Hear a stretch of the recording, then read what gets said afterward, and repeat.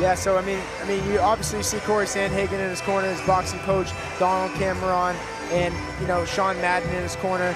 This guy also, one thing to be noted is Naimov is a Taekwondo world champion. He has over 100 matches all over Eastern Europe and Asia. So hopefully we're going to see some of that dynamic Taekwondo in the cage tonight. I just want to see a flare kick like they used to do in Tekken with the Bruce Lee character, Law, just a backflip. That would be dope. That would be dope. I must say, I mean, good thing these guys have the red and the blue tape on because they do look very similar. Yeah, it's like the cousins fighting each other for the last plate. Like, that's what we do at the house, right, G? We kind of fight for the last plate of food. That's it. Who gets it? Be curious. Julian, go ahead. Who does it look like gets it? The savage gets it. Yeah, I was like, I'm just going to mute her mic right now. We have these panic buttons in front of us, and I'm panicking. I am panicking as we speak. Get your hands away from my neck.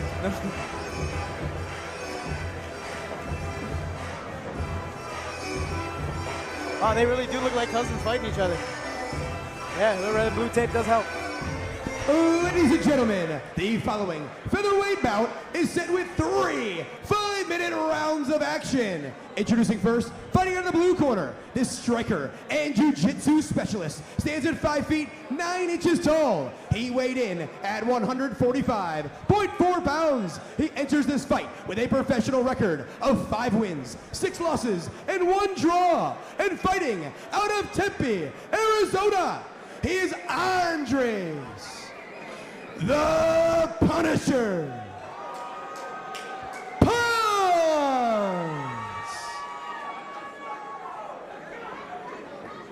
And his opponent, fighting out of the red corner, this striker stands at 5 feet 9 inches tall. He weighed in at 145 pounds. He enters this fight with a professional record of 5 wins and 2 losses. And fighting out of Denver, Colorado, by way of Dushanbe, Tajikistan, he is Muhammed.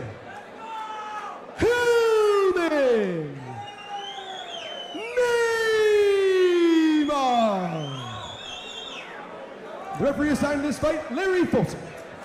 And our fighter breakdown brought to you by It's a 10 Hair Care Line. Yeah, fighter breakdown. Ponce, look for the takedown on the ground and pawn.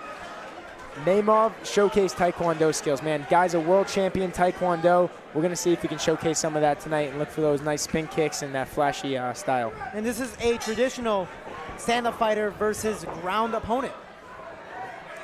And we see both of them opening up with a jab. Oh, beautiful outside leg kick by Ponce. And trying to retaliate is Naimov.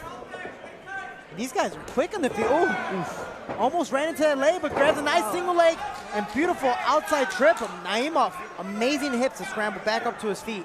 Yeah, you have to have great hips if you're a Taekwondo specialist. Oh, nice high kick right there. Those feet have been coming fast by both, really. And again, Andres Ponce beating Juan Archuleta. Again, I respect Juan very highly, so I want to see Andres put in some work here. A nice shot, beautiful circle scramble, down block by Naimov.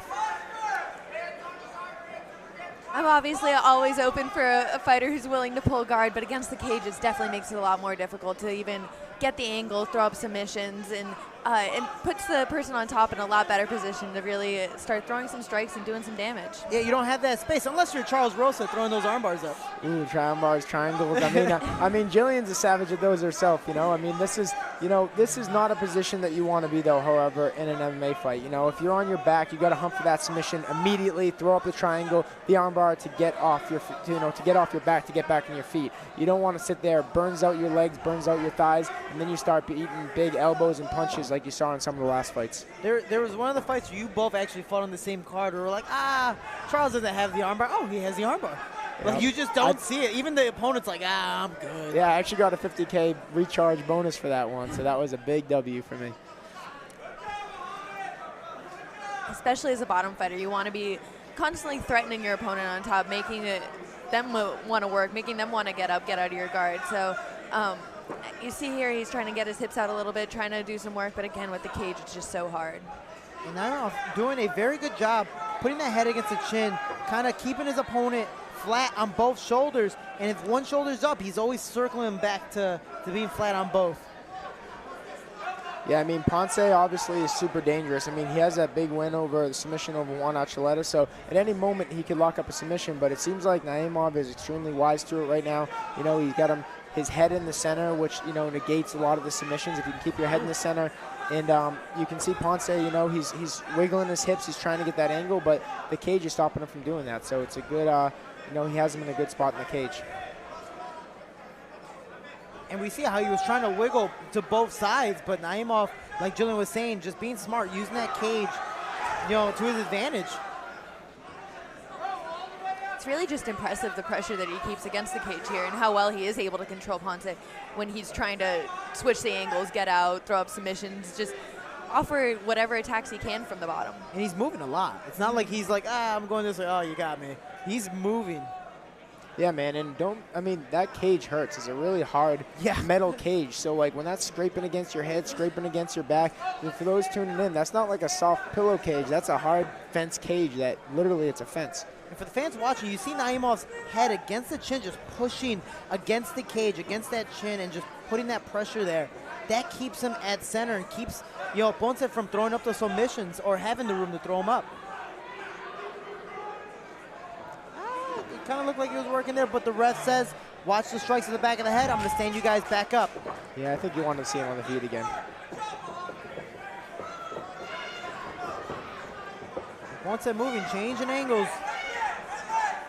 Yeah, you see Naimov has that good distance. He uses his hand to frame, and he switches his stances a little bit, throws some nice kicks. Just vicious with those kicks. Beautiful double leg to the inside trip. And now the positions have reversed. Ponce on top, inside Naimov's guard, but Naimov trying to hop into the Kimura. Kimura hunting right here. Oof, but the punches negate that. Wow, we got a that's Kimura deep. locked in tight. He's about to finish. Is he gonna tap? Well, how is he even holding on right now? Wow. He does not want to lose this That's fight. flexible shoulders right there. Wow. That was in super deep. He had it extended all the way back. I mean, nothing wrong there in the technique of Naimov. It's just, you know, the great flexibility of Ponce, and he didn't want to quit. He didn't want to give up. But now he's hunting for an arm triangle, and he has to mind his P's and Q's there, or else he's going to get choked out. And I have a small little correction to make. On the stat sheet, it said 37 years old for Naimov. He's actually 27. Oh, and you saw Ponce throw out his mouthpiece. That's tight. Oh, with 10 seconds left. So correction, the 27-year-old Muhammad Naimov gets the finish, now entering or going to enter his prime. Still has a few years to do so. And again, training at Team Elevation with Corey Sandhagen doing his thing, putting in the work, and tapping out the ground fighter.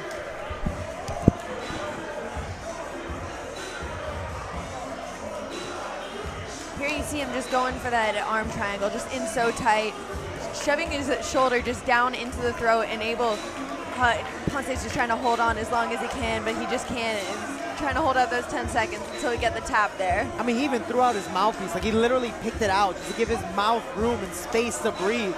But it just didn't help. Doing everything he could just to hold on that little bit. He knew he had short time and he was trying to hold on. And as a true fighter, he was trying to fight it out. And that's how you know how tough and tight that arm triangle scarf choke was. And beautiful job by Naimov to be able to work his feet out to transition to that side mount position and put that extreme pressure. It wasn't just arms, it's that shoulder pressure. It was right under the neck, right on those veins. And man, Andres Ponce, again, being the veteran, just could not do it. It's like there's some things you can tough out. You can tough out an arm bar, but you can't tough out a choke. Yeah. I mean, he could have gone out, but I mean, is that? Is it worth it?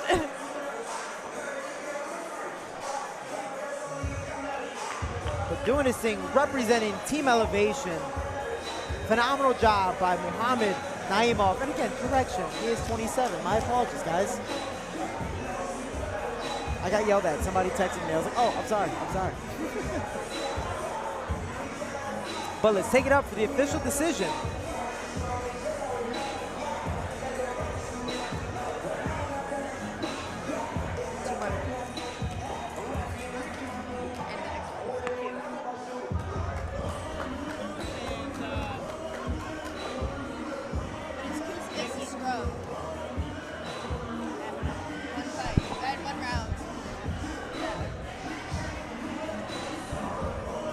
Ladies and gentlemen, referee Larry Folsom stops the fight at 4 minutes, 53 seconds of round number 1. Your winner via head and arm choke out of the red corner, Muhammad Hillman.